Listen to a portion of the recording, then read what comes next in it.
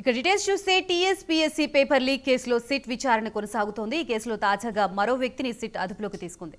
రంగారెడ్డి జిల్లా షాద్నగర్ పరిధిలోని నేరెళ్ల చెరువు గ్రామానికి చెందిన రాజేంద్ర కుమార్ అనే యువకుడిని పోలీసులు అదుపులోకి తీసుకున్నారు.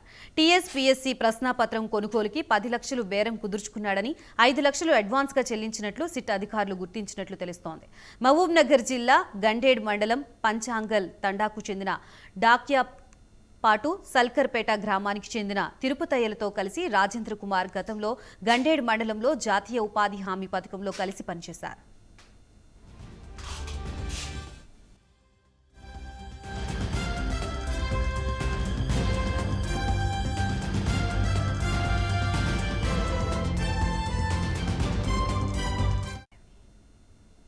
ఈ కేసులో ప్రధాన నిందితులుగా ఉన్న ప్రవీణ్, రాజశేఖర్, డాక్యా నాయక్, రాజశేఖర్ సిట్ కస్టడీలోకి తీసుకుంది. చంచల్గూడ జైలు నుంచి నిందితులు పోలీసులకి సిట్ ఆఫీస్కి తరలించారు. మార్చి 28 వరకు నిందితులు కస్టడీలో ఉంటారు. ఈ కేసులో నిందితులుగా ఉన్న షమీం, రమేష్, సురేష్ కస్టడీని పొడిగించారు.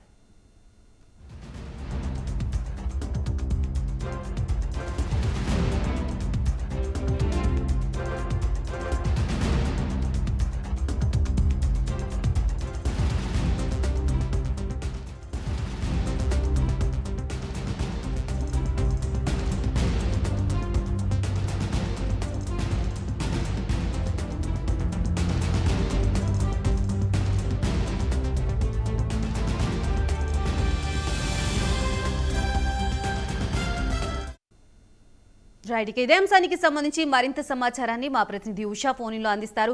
ఉషా, చెప్పండి, టీఎస్పీఎస్సీ పేపర్ లీక్ కేసులో సిట్ విచారణ కొనసాగుతున్నట్లుగా తెలుస్తోంది. ఈ కేసులో తాజాగా మరో వ్యక్తిని సిట్ అదుపులోకి తీసుకున్నట్లుగా తెలుస్తుంది. దీనికి సంబంధించి అప్డేట్స్ ఏంటి?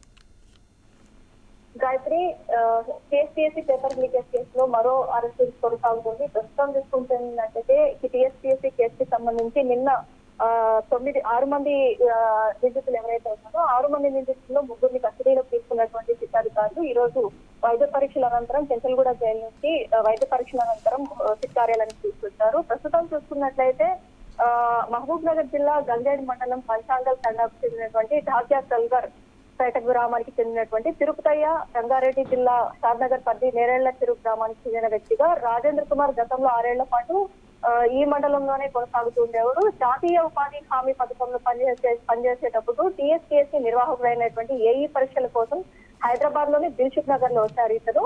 ఇతను ఏదైతే తిరుపతయ్య అనే వ్యక్తి ద్వారా 10 లక్షలకు పేపర్ను కొనుగోలు చేశాడు. 10 లక్షల బేరం కాక 5 లక్షలు విక్రయించి తదుపరి రిమైనింగ్ అమౌంట్ ఏదైతే ఉందో దాన్ని తర్వాత ఇస్తానన్న కోణంలో ఇతను అడ్వాన్స్ ఇచ్చినట్టుగా చెప్తున్నారు. ప్రస్తుతం ఈ క్రమంలో రాజేంద్ర కుమార్ ను సిట్ అధికారులు అయితే అదుపులోకి తీసుకొని జరుగుతున్నారు. ప్రస్తుతం మనం చూసుకున్నట్టయితే ఈ రోజు కార్యాలయం దగ్గర ఎవరైతే ప్రిలిమ్స్ క్వాలిఫై అయ్యారో గ్రూప్స్ లో 100 మార్కుల పైన తెచ్చుకున్నటువంటి అభ్యర్థులు ఎవరెవరైతే ఉన్నారో వారందరినీ కూడా సిట్ కార్యాలయానికి పిలిచి సిట్ అధికారులు విచారిస్తున్నారు. ప్రస్తుతం ఎవరెవరైతే వారి బయోడేటా కావచ్చు, విద్యార్హతలు కావచ్చు, అభ్యర్థులు జెన్యూన్ గా చెప్పాలి అన్న కోణంలోనే వచ్చారు. ఎవరైతే ఇందులో నిజాయితీగా రాసినటువంటి గ్రూప్స్ ఎగ్జామ్ రాసినటువంటి వ్యక్తులకైతే ఎలాంటి అభ్యంతరము లేదు. ఎవరైతే ఫేక్ ఏదైతే లంచాలు కట్టి ఈ విధంగా డబ్బుకు అమ్ముడు పోయి పేపర్ ని కొనుగోలు చేశారో వారికి మాత్రం కఠిన శిక్ష ఉండే అవకాశం ఉంటుందనేసి ఇప్పటికే తెలుస్తుంది. ప్రస్తుతం చూసుకున్నట్టయితే విద్యార్థుల తల్లిదండ్రులు కూడా సిట్ కార్యాలయం దగ్గర భారీ ఎత్తున ఇచ్చుకుంటున్నారు. దీనికి సంబంధించి ఎవరైతే 100 మార్కులు పైకి వచ్చారో